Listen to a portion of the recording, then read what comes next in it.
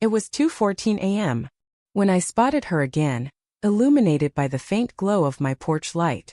She was crouched like a scavenger in flip-flops and a zebra print robe, her silver curls bouncing with every wary glance she threw toward my window.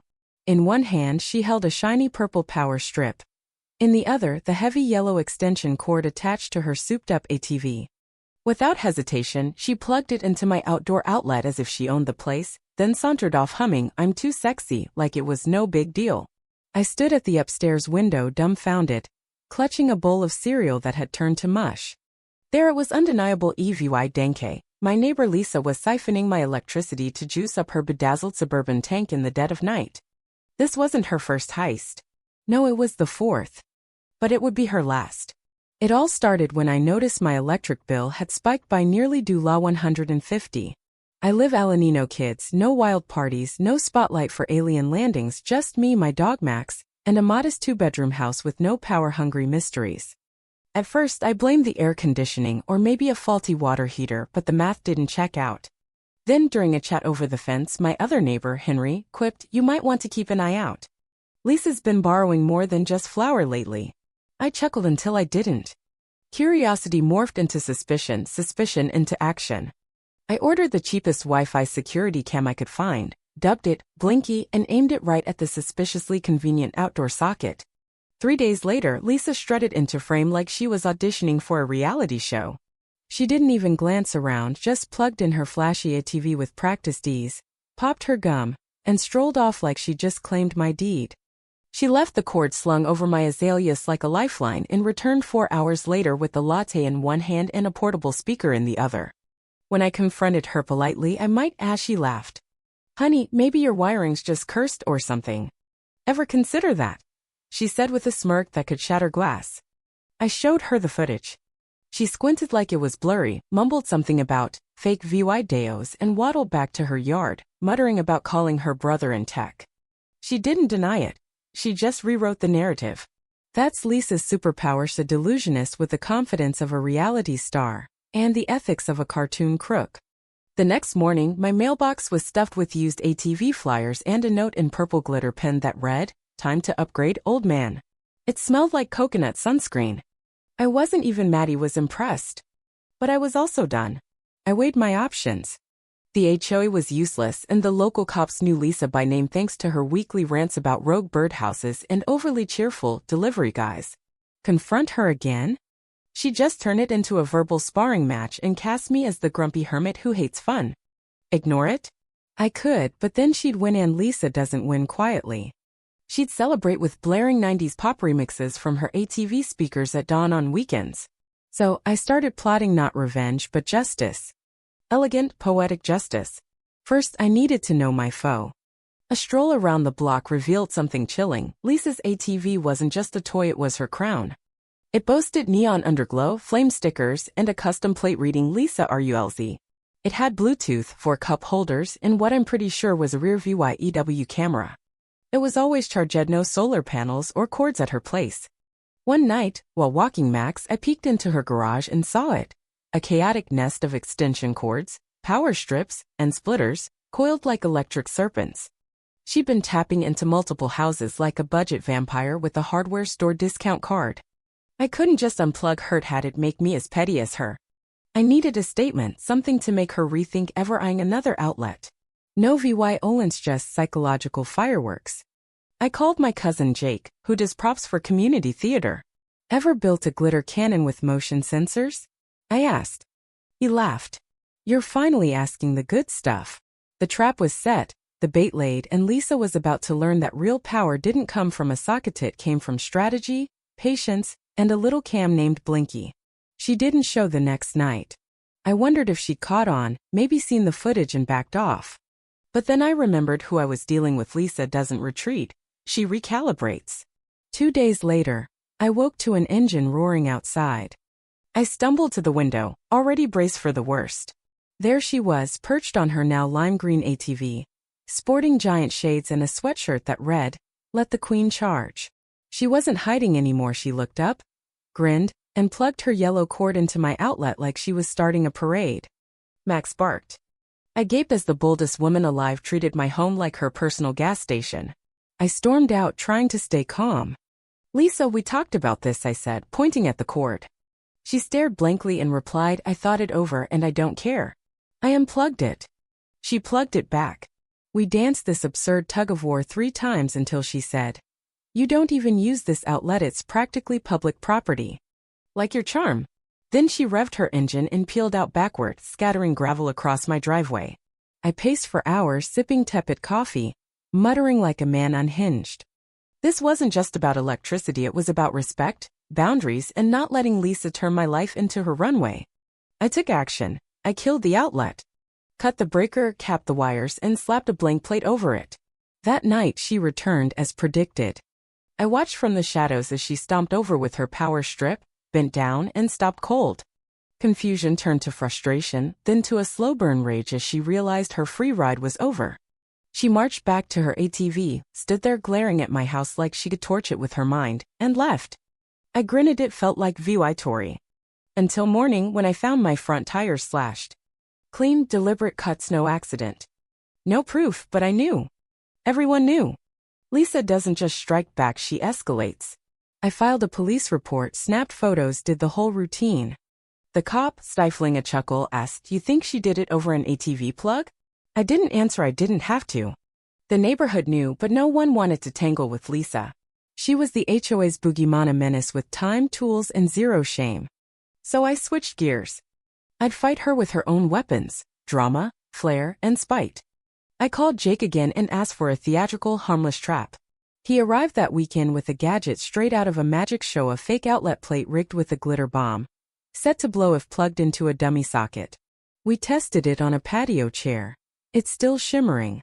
I installed it Sunday night, knowing she'd bite soon. Monday at 6:37 a.m., I jolted awake to a muffled pop and a shriek that morphed into a gargled howl. I raced to the window. Lisa was bolting across her yard, drenched in rainbow glitter.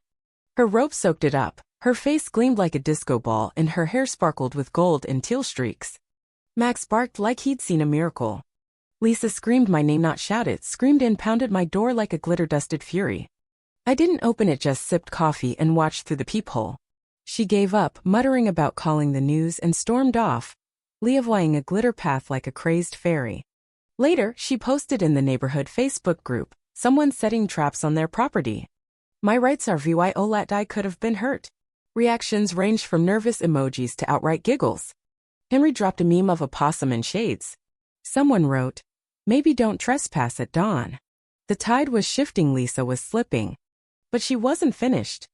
That evening, as I watered my lawn, she cruised by slowly, ATV pristine again, music thumping. She didn't look at me, but her smirk said it all. Whatever came next wouldn't be subtle.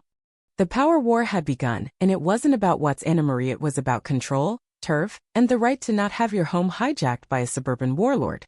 I went inside, grabbed a notebook, and started sketching plans. Lisa wanted a fight? Fine. I'd make sure it ended with a bang. 2 days passed with no Lisa, no ATV, no glitter, no cords slinking across my yard like sneaky eels. It was quiet, too quiet. Max didn't bark, which was eerie. Had she surrendered? Had the glitter, the backlash, the dead outlet beaten her? I doubted it. At 2:46 a.m., my doubts were confirmed. A deafening bass drop shook my walls. I ran to the window. Lisa was circling my driveway on her ATV like a deranged shaman, neon lights flashing across my house like a rogue laser show. Her speakers blasted a dubstep remix of Wannabe, and she wielded a megaphone, shouting, Power to the Queen, every few seconds before rev-vying the engine. Max barked like he was ready to raid her. I bolted outside in pajamas, flailing like a madman. Lisa, what the hell? She slowed just enough to lock eyes, her face glowing red from the lights. Just enjoying the neighborhood, sweetie, she chirped, then peeled out, leavoying skid marks. Morning revealed tire tracks on my lawn, a crooked mailbox, and a glittery sign zip-tied to my porch, Energy Scrooge. I tore it down, but her message was loud. Lisa wasn't just fighting, she was waging war, and she played dirty. I called Henry. He'd filmed the ATV rave from his window, others had too. By noon, 4 neighbors sent me their clips, offering help if it got worse. Lisa hadn't just targeted Mesh, ticked off the block. It was time to turn my solo stand into a coalition. We met in Henry's garage that night. Henry, his wife Marie, a retired utility worker named Stan, and a tough old lady called Nana B, who looked like she could lift a truck and had a born-to-grill tattoo. We hatched a plan, less a prank, more a defense. We'd gather proof. Footage, logs, timestamps of her ATV's chaos. Nana B pulled out a binder stuffed with years of Lisa's antics, noise complaints, photos of her cat peeing on lawns. Lisa had been a petty tyrant forever, griping about holiday lights, accusing kids of shady lemonade stands, even reporting a garden statue for spying on her. Everyone had a tale. No one had fought back until now. We installed better cameras hidden in birdhouses, fake sprinklers. Stan wired them up. Marie drafted an HOA complaint with signatures, but I wanted more. I hit Lisa where it hurt, her ego. I built a simple site, GridGuard, where neighbors logged incidents, uploaded clips, and flagged rogue courts. It took off 27 reports in 48 hours. My favorite. A guy claiming Lisa tried charging her ATV off his Easter lights in July. Patterns emerged, been leaching power from 6 homes, different outlets, different times. This wasn't a nuisance, it was theft, systematic and provable. We were ready for the HOA, maybe the cops. But before we could act, Lisa hit back hard. I came home to a wrecked backyard. Flipped chairs, a grill missing knobs, a sliced hose knotted around my gnome, and my prized peppers uprooted, replaced with tacky plastic daisies. A sign read, "Phony yard for a phony loser." My jaw locked tight. Footage showed Lisa at noon, ATV idling, gloves on, shovel in hand, giggling as she posed with my mangled hose. That night, we held an emergency meeting at Henry's. Everyone showed, even the shy folks. Anger, laughs, a few tears, but mostly resolve. Lisa thought this was a duel with the oddball in his cam. Now she faced a united front, fueled by neighborly grit and one very ticked-off ex-Marine named Nana B. Her backyard stunt wasn't just spy-tight, was personal, ripping up my sanctuary and mocking me with fake flowers. She'd crossed every line. No more games, it was endgame, and I had backup. Henry lent me his old drone, Stan brought maps of Lisa's lot from his city days, Marie filed the HOA letter with all our names, and Nana B sketched something on a napkin like a battle plan. "What's that?" I asked. She didn't blink. "A gift she'll never forget." The plan was wickedly simple. A fake outlet, Lisa's dream big, shiny ATV ready. But it wouldn't give power, it'd deliver shame. We called it Zap Snap. Jake joined, buzzing about fog machines and foam. "No launching her into space," I said. "Just humiliate her enough to quit." He smirked, "No promises." For 3 days, we worked. Stan rigged a decoy line to a hidden box. Nana B built the trigger from grill parts and marine tricks. Jake added lights, pops, and foam cannons, plus a glowing green die safe, washable, but loud. We set it near my house, weathered it with fake webs, and waited. On the 4th night, at midnight, Lisa crept in a ninja in a fluffy robe, headlamp on, yellow cord dragging.